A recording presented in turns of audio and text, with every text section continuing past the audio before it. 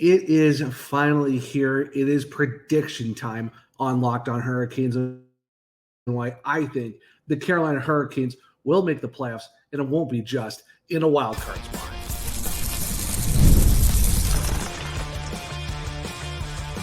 You're Locked On Hurricanes, your daily podcast on the Carolina Hurricanes, part of the Locked On Podcast Network, your team every day. Welcome to a Thursday edition of Locked On Hurricanes, your team every day, part of the Locked On Podcast Network. Thank you to the Everyday for making this your first listen of the day. 5 days a week, Monday through Friday, talking everything about your Carolina Hurricanes. I'm your host, Zach Martin. I'm the credentialed Carolina Hurricanes beat writer over at the Hockey Writers. I also do a Chicago Wolves weekly column called Wolves Weekly, which will be starting up very, very soon. And I'm also the co-host of The Search Cast, which is a weekly Carolina Hurricanes podcast, along with all of my duties here at Locked On Hurricanes. Today's show, we're going to talk about Jackson Blake being recalled and what could that mean for the Carolina Hurricanes. And we're also going to do the last two parts of the show, and it's going to be nothing but the predicting the 2024-25 Metro Division, what everyone's going to finish in the regular season before we start the 2025 playoffs months and months from now.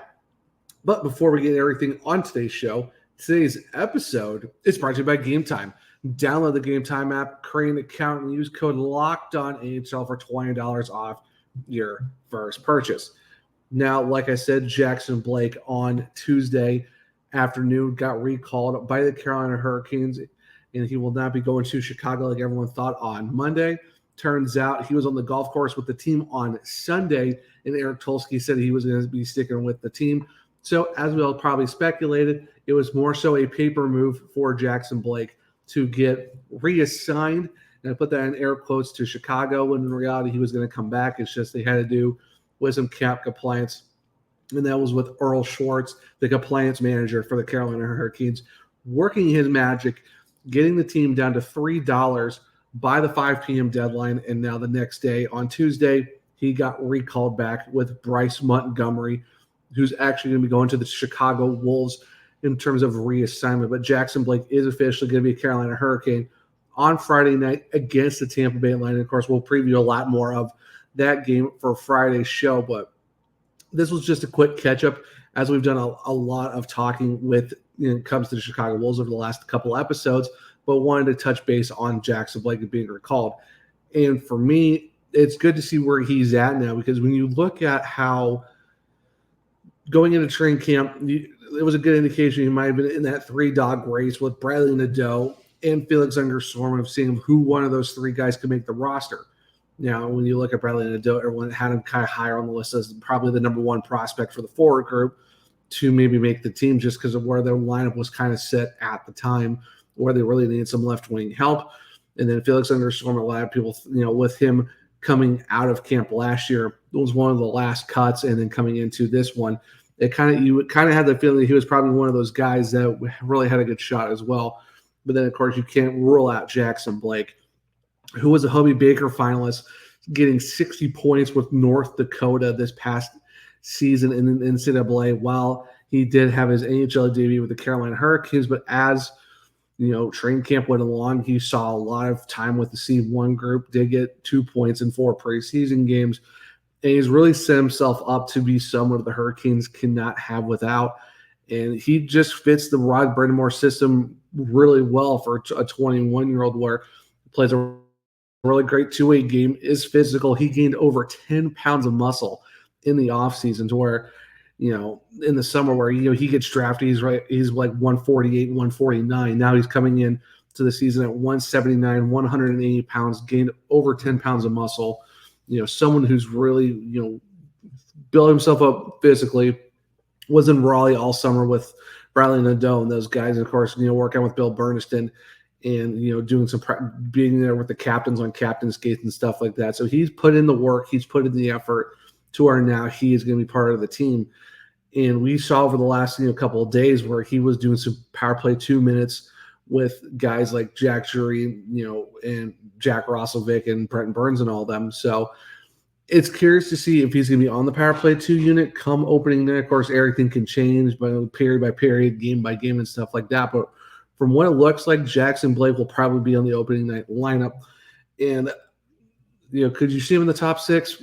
Maybe, but I doubt he's going to be there because where you're looking at, he was wearing the bottom 6 jersey and stuff like that. And where you've seen Rod Burnmore kind of set the lineups over the last few practices, it's going to be Roslovic, Aho Jarvis, Svechnikov with Kotkaniemi and Nietzsche. And, of course, you got the Jordans with William Carrier. And then the fourth line, I could see it where it's probably going to be Eric Robinson, Jack Drury, and Jackson Blake.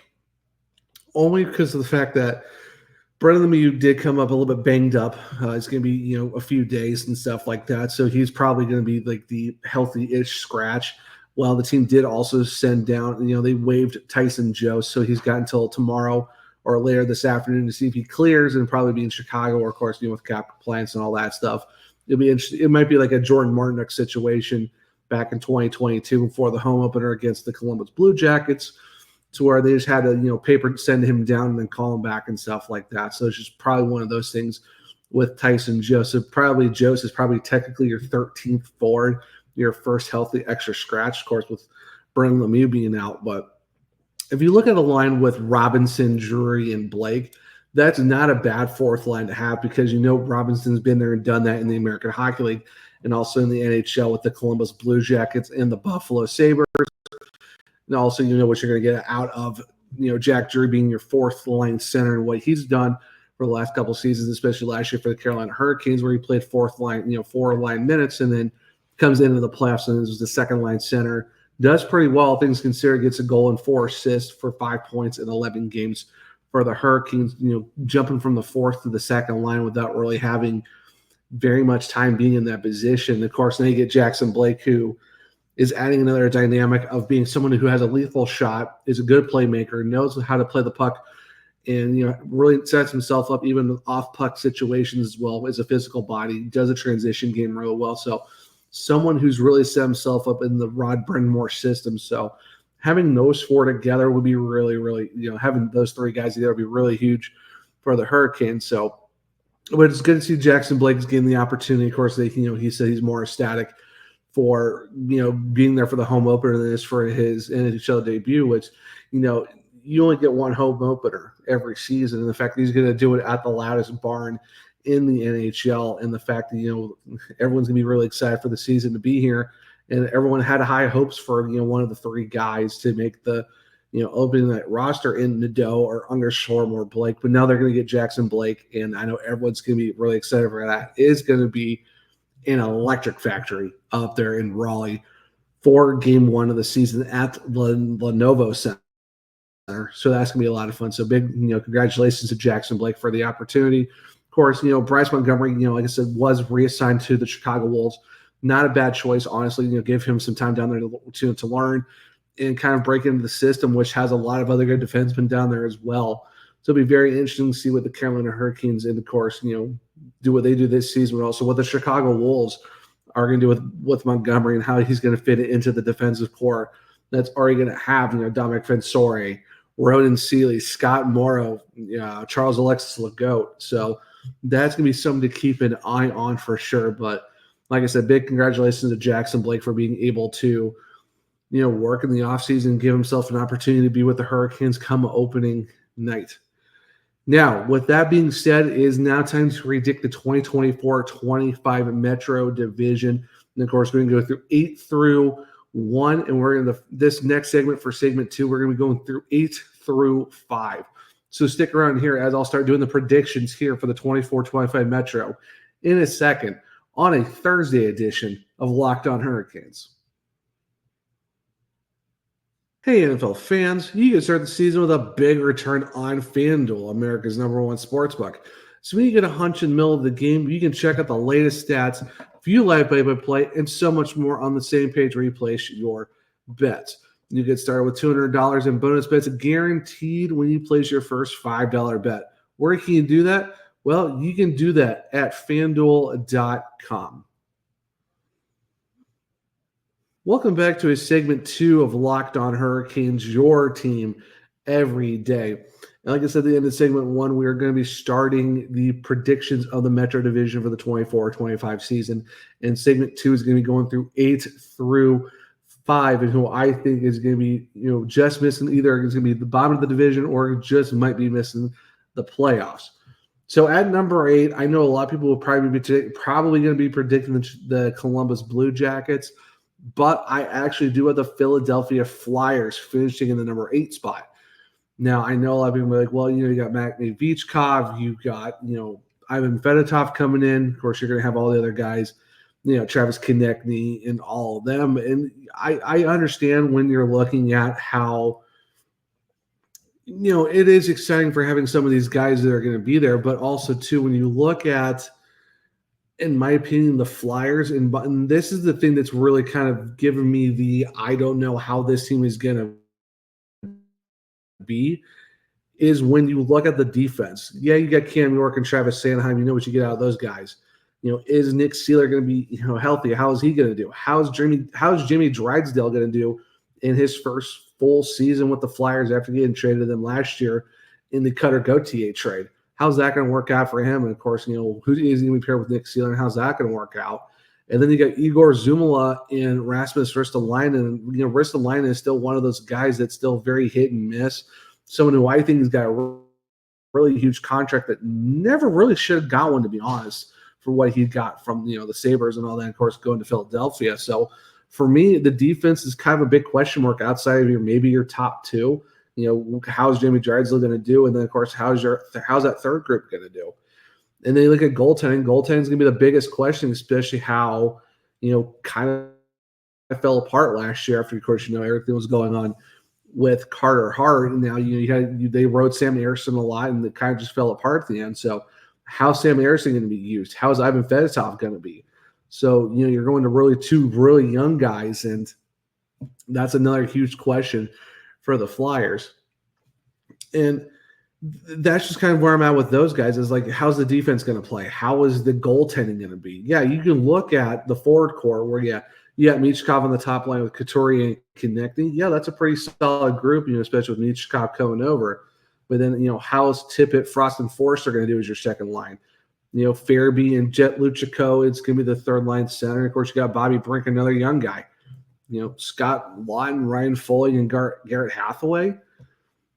Yeah, okay, your fourth line is decent. How's your third line going to be? And, like I said, one of your biggest questions is, how's that second line going to step up with a bunch of young guys behind a line that's got Keknik and Couturier, and, of course, Michkov, who's going to be in his first year in the NHL. So it's a lot of question marks for me, is what gives me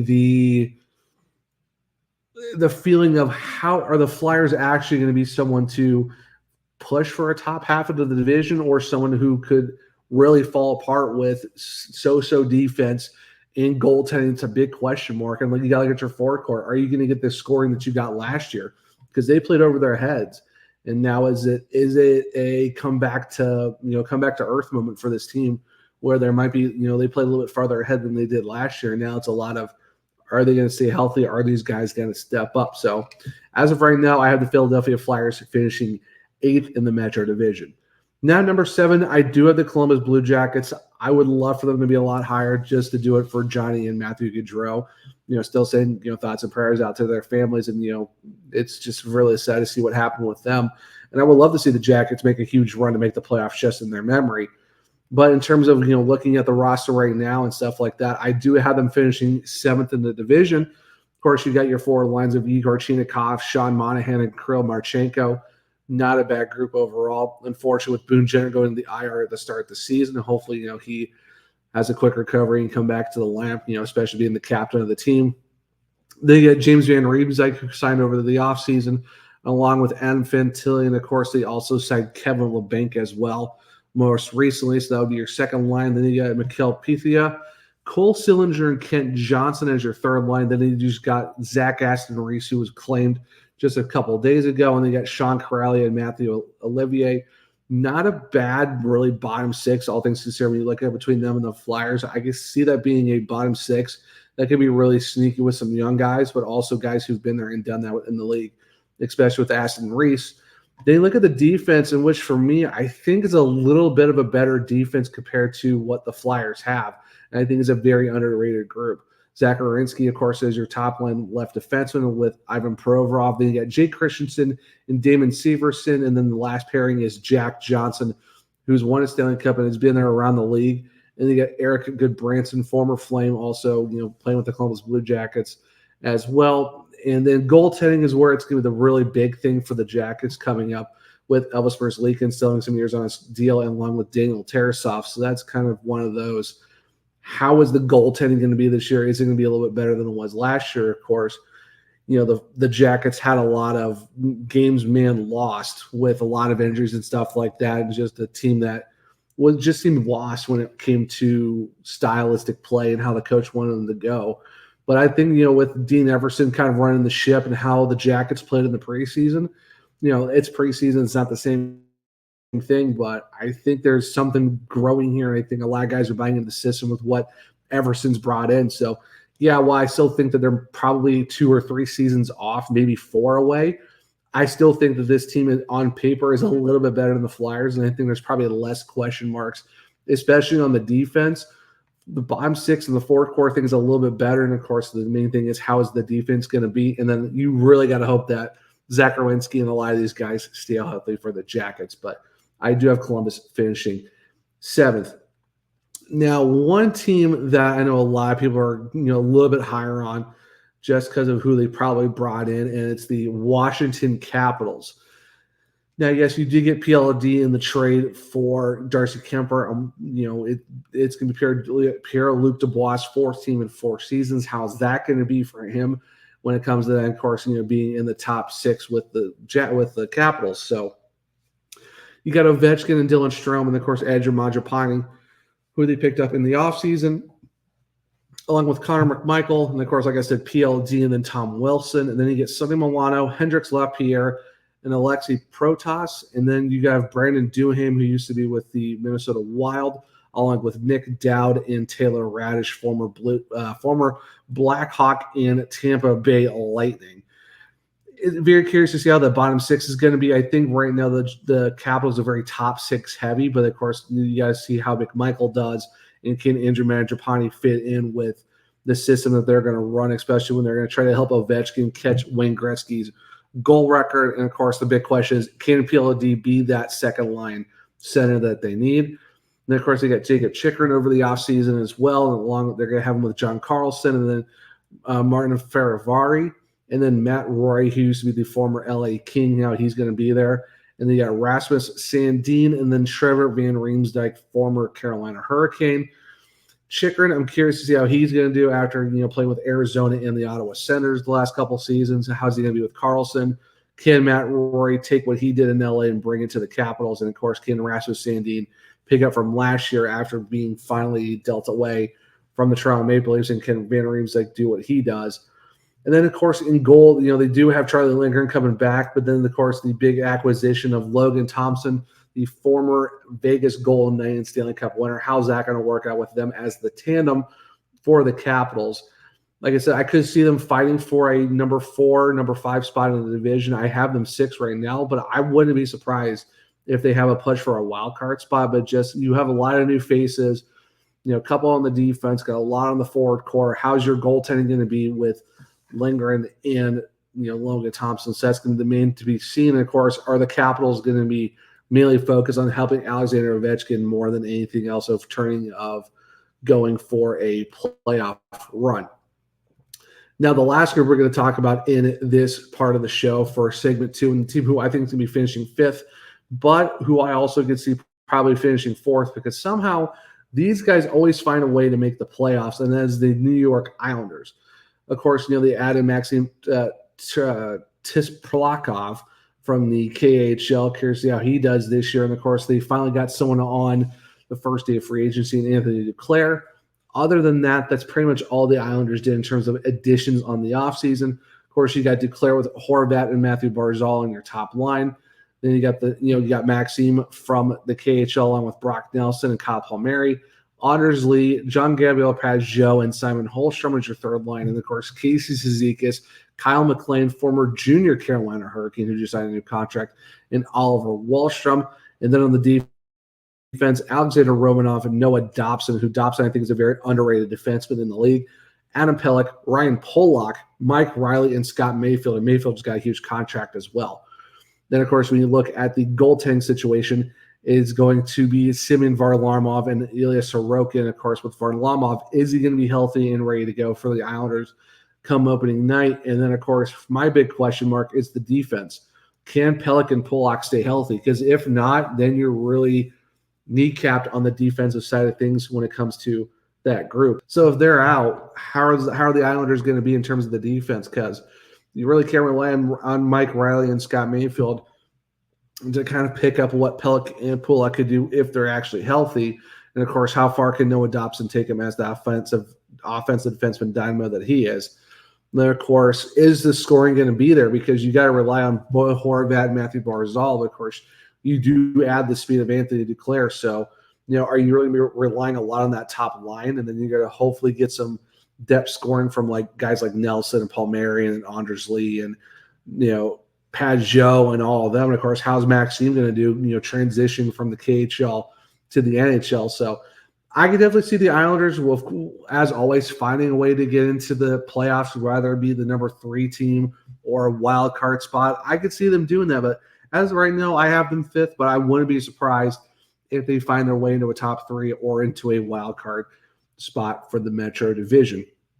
So that's 8 through 5. Once again, that is the Philadelphia Flyers at 8, the Columbus Blue Jackets at 7, the Washington Capitals at 6, and the New York Islanders at number 5. So stick around as I'll be doing 4 through 1, who I think will be making the playoffs as the wild card at the number 4 spot. A little tease there for you to stick around for that. And, of course, where I think the Carolina Hurricanes are going to finish in the top 4 groupings of the Metro Division. So stick around. I'll talk about that here in a second on a Thursday edition of Locked On Hurricanes. All right, guys, let's talk about Gametime. And Gametime is a new feature called Gametime Picks that makes getting tickets for your favorite live events even easier. Gametime Picks filters out the fluff to show you only incredible deals on great seats so you don't have to waste time searching through thousands of tickets. Now, the thing with that is it's not just with sports, but it's with concerts, comedies, theaters, and so much more. So if you want to go to a concert or if you want to go to a Broadway play, hey, Gametime Picks might have the tickets for you to do that. And the good thing is, which is an awesome feature, is they're all in pricing. This is a feature that you must turn on to make sure that it works, because when you have this toggle, it'll actually show you your total up front with no surprise fees at checkout. So that's something you really want to do, so that way you know what tickets you're paying for at full price before you even get to the checkout portion of your sale. Now, the feature that I really like is their seat view finder. It's a panoramic view that shows you your seats in the app before you even buy. So you don't get worry about obstructed views, weird angles, and stuff like that. The app actually takes care of itself for you, so that way you know what you're going to be looking at from your seat before you even buy it. Because let's be honest, you don't really want to guess how your seat's going to be with Gametime. And with Gametime, they take the guesswork out of buying tickets when it comes to using their app. So make sure to download the Gametime app, create an account, and use code LOCKEDONAHL for $20 off your first purchase. Terms apply. Again, create an account and redeem code LOCKEDONAHL. That's LOCKEDONNHL for $20 off. Download Gametime today. What time is it? Well, obviously, it's game time. Welcome back to segment 3 of Locked On Hurricanes, your team every day. So like I said, you kind of heard, going through 8 through 5, we got the Flyers, the Columbus Blue Jackets, the Washington Capitals, and the New York Islanders. Now we're going into the top 4 of the Metro Division. And yes, as I'm recording, the Pittsburgh Penguins did lose their opening night game to the New York Rangers 6-0, but it is game 1. It's not, what you do in first night in early October, but it's how you do through the season up until March and April. And I do have the Pittsburgh Penguins finishing 4th in the division, and I also have them finishing in a wild card spot. Now, I'm not going to say 1 or 2 because I don't know how the Atlantic is going to be, but I do think we are going to get a Metro team making a wild card spot, because let's be honest, you can never count out Sidney Crosby, Evgeny Malkin, and Chris Letang. Now, that being said, of course, you got Drew O'Connor, Sidney Crosby, and Anthony Bolivier in your top line, along with Michael Bunting, Evgeny Malkin, and Rickard Raquel on the second line for the Penguins. And then looking down through the rest of that group, you've got Rutger McGroarty, who just made an NHL debut, along with Lars Eller and Jesse Puljujarvi, Kevin Hayes, Cody Glass, who they got from the Vegas Golden Knights, and Noel Acciari, the former Florida Panther. Matt Grzelcyk, former Boston Bruins, on the top deep pair with Chris Letang, along with Marcus Pettersson, Erik Karlsson, who they got last season from the Sharks, with Ryan Graves and Jack St. Ivany. Now, in terms of the goaltending, of course, he didn't really do great the other night. Tristan Jarry giving up 6 goals with the Rangers, and of course, they got Joel Blomqvist being his backup as they're waiting for Alex Nedeljkovic to come back from IR, also waiting on Brian Rust, Matthew Nieto, and Blake Lizotte.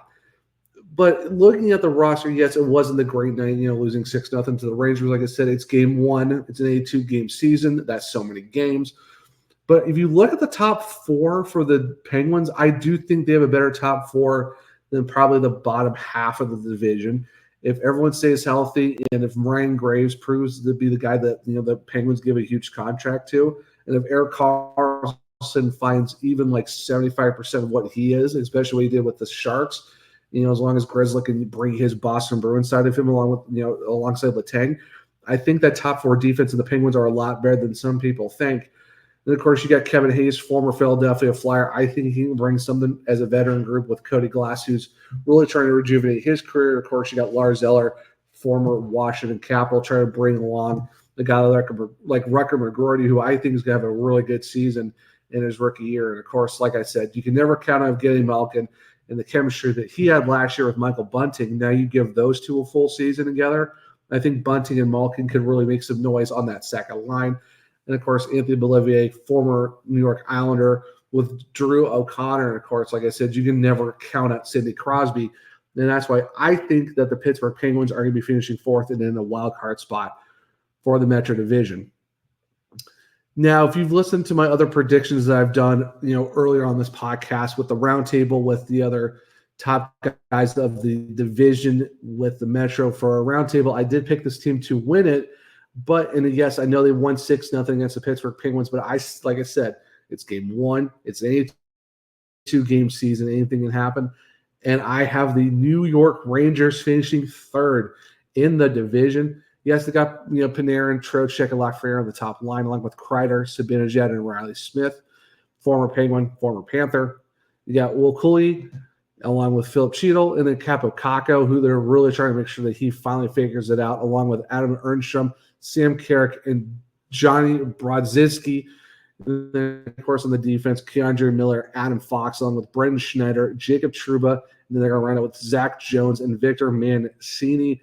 And in terms of goaltending, it is going to be very interesting how this is going to play out with Igor Shesterkin, who did turn down an 8-year, $11 million contract, and then Jonathan Quick, and the Rangers are still waiting on Ryan Lindgren and Jimmy Vesey to come back. Now, for me, is it going to be a distraction with Jacob Trouba and how they try to train him in the offseason with them being their captain? That last defensive pair is a big question mark on how are they going to be? How's Keandre Miller and Adam Fox? How are they going to be being the top guys for the Rangers in terms of the defense? If you look at that bottom 6, yes, like I said, they did put up 6 on the Penguins, but that's still a bottom 6. You kind of have to be like, is it going to do something? Because Ernstrom, how is he going to play with Sam Carrick and Brodzinski? That's a huge question mark group for the 4th line. Can Will Cooley and Philip Cheadle work together along with Capo Caco? And Caco has been someone of the Rangers have been really being patient with and seeing if he ever finally breaks out. So for me, it seems like the Rangers are a very top-heavy 6 in terms of, like I said, with Panarin and Trocheck and Lafreniere, along with Zibanejad and Kreider. And, of course, you got to hope that Riley Smith kind of brings his game to that group. So right now I'm looking at the Rangers as a very top 6 heavy group, and maybe a defense that outside your top pair, how is it going to be with Schneider and Trouba, and how's that last pair going to be? And yes, it's probably going to come down to goaltending. Of course, if you get Igor Shesterkin being Shesterkin, who did get a shutout, I think the Rangers maybe could fight for a number 2 or number 1 spot. And like I said, if you ask me 2 weeks from now, I can probably give you a different top three. And that's how it is with this, with this prediction right now. Because if you, like I said, you asked me back at the roundtable that I did with the other Locked On hosts at Capitals, Rangers, and the New York Islanders, I have the Rangers finishing first, along with the other two groups there, the other guys who were finishing second and third. But, right now, I just kind of feel like when you look at the rosters, kind of let it marinate for the rest of the preseason, go into the regular season, and how the New Jersey Devils have done and all that. I just feel like the Rangers are someone who could finish third, but like I said, who could also win the division again or finish second. So you can take the top three, throw in a cup, shake it around like a Yahtzee cup, toss it out, and you get who you get. So that's kind of where it's at with 1 through 3. Any of these guys can finish within that top three in different positions as the season goes along. But that's just kind of where I'm feeling at right now, that as it stands, even with their 6-0 win against the Penguins, I still believe that the New York Rangers could finish third in the division. And number 2, and I know everyone's been wondering, okay, where are we going to put the Carolina Hurricanes? I would love to put them first, but you know me, I'm someone who's trying to be realistic. I would love the Hurricanes win a division, but ultimately it's about winning the Stanley Cup. And, the Hurricanes have won divisions recently, but I do think they've taken a slight step back. But obviously they're still going to make the playoffs because I have them finishing in the top 2, and I have them finishing second in the division.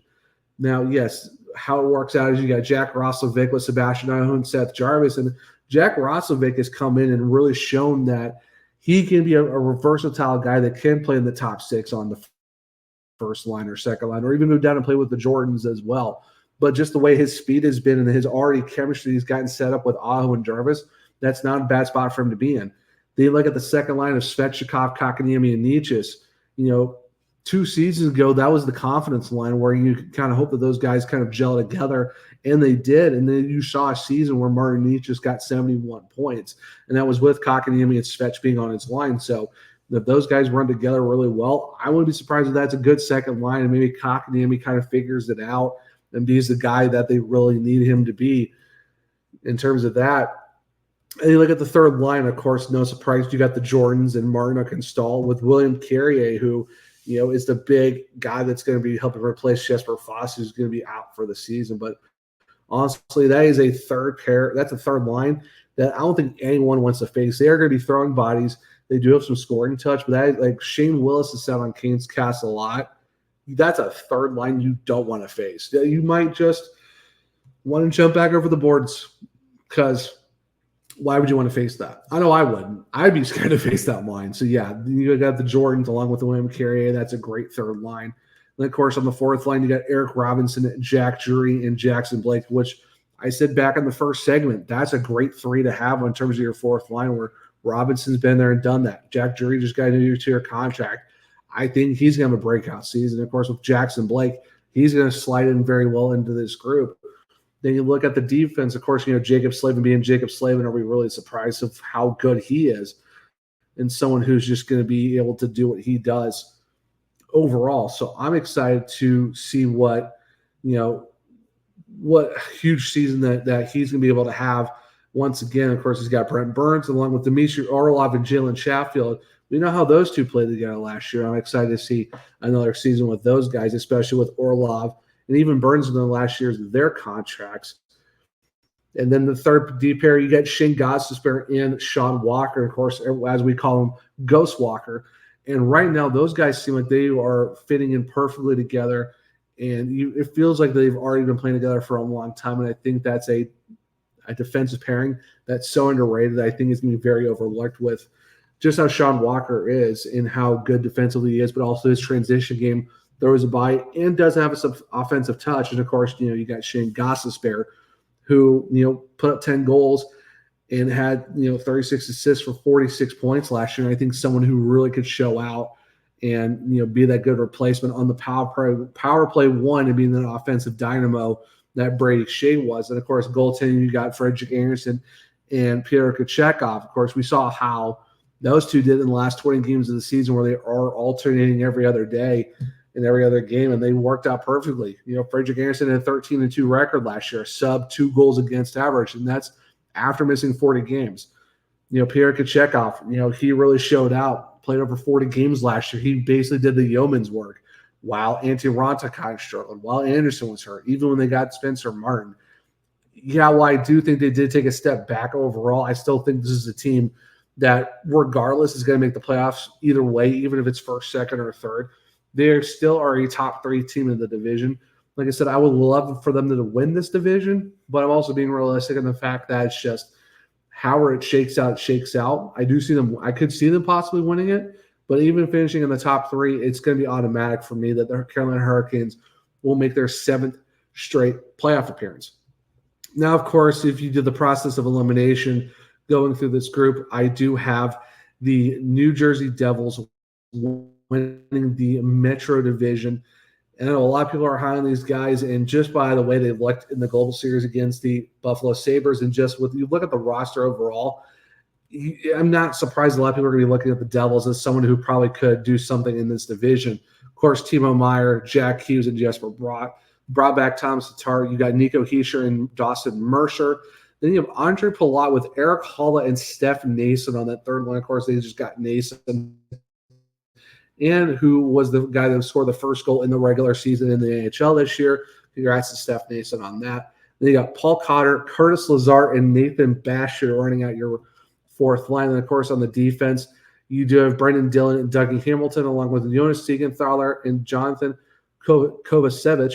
And then you get Samus Casey and Simon Nemec as your bottom pair. Of course, when Brett Pesce comes back healthy, of course, he's probably going to be someone who's going to be next to Siegenthaler, and then probably Kovacevic is going to move down to that third defensive pair. But that's still a really, really solid, defensive pairing groups. Of course, they're also waiting for Luke Hughes to come back, who's out for 3 to 6 weeks. Of course, when you get Luke Hughes and Brett Pesce back, that defensive group is going to be pretty solid overall. And of course, they got Jacob Markstrom, the trade from the Calgary Flames. And of course, they also picked up Jake Allen in the offseason. So even the goaltending got ramped up as well.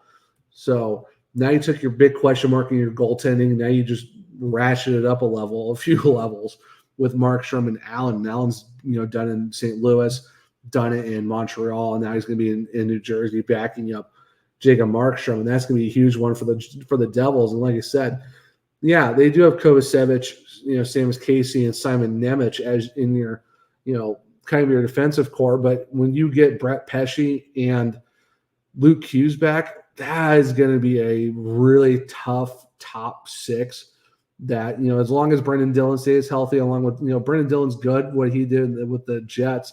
But if Dougie Hamilton stays healthy, if Brett Pesce stays healthy, and then along with Hughes, you inject those 2 guys back into this defensive group, that that defensive pairing 6 is really tough.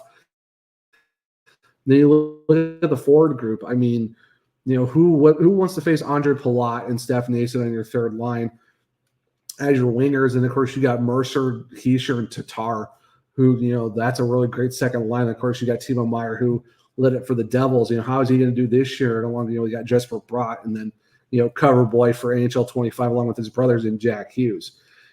Like I said, I can see the Devils finishing third, depending on how goaltending is, how guys staying healthy and stuff like that. Of course, the injuries bit them last year, but if everyone stays healthy, I think that's a very tough, group to face. And that's why right now on Thursday, I do think the Devils could probably win the division. But like I said, with the same thing for the Hurricanes, they could finish third. 1 through 3 can finish any type of way, depending on how you want to look at it. So regardless, it's going to be the Devils, Hurricanes, and Rangers finishing in the top 3. They're going to make the playoffs in the Metro Division. It's just who's going to be where. That's the main thing. But as of right now, like I said, I had the Devils like a month ago finishing third. Now I got them finishing first. It just depends on how it's going to work out. But that's where it is. So overall, here's the 8 once again. Philadelphia Flyers, number 8. Columbus Blue Jackets coming in at 7. The Washington Capitals at 6. New York Islanders at 5. Yes, even despite their 6-0 loss, I do have the Pittsburgh Penguins in number 4 and making the wild card spot for the Metro Division. New York Rangers at 3. The Carolina Hurricanes at number 2. And the New Jersey Devils at number 1 to win the division. So let me know in the Comments, what do you think? Do you agree? Do you think I'm completely off with the Devils and the Rangers? Do you think I'm absolutely insane for picking the Penguins to make the playoffs after their 6-0 loss?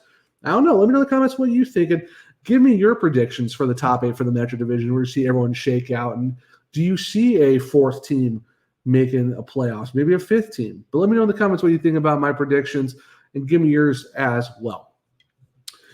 But guys, this will wrap up the Thursday episode of Locked On Hurricanes, and thank you for making Locked On Hurricanes your first listen today.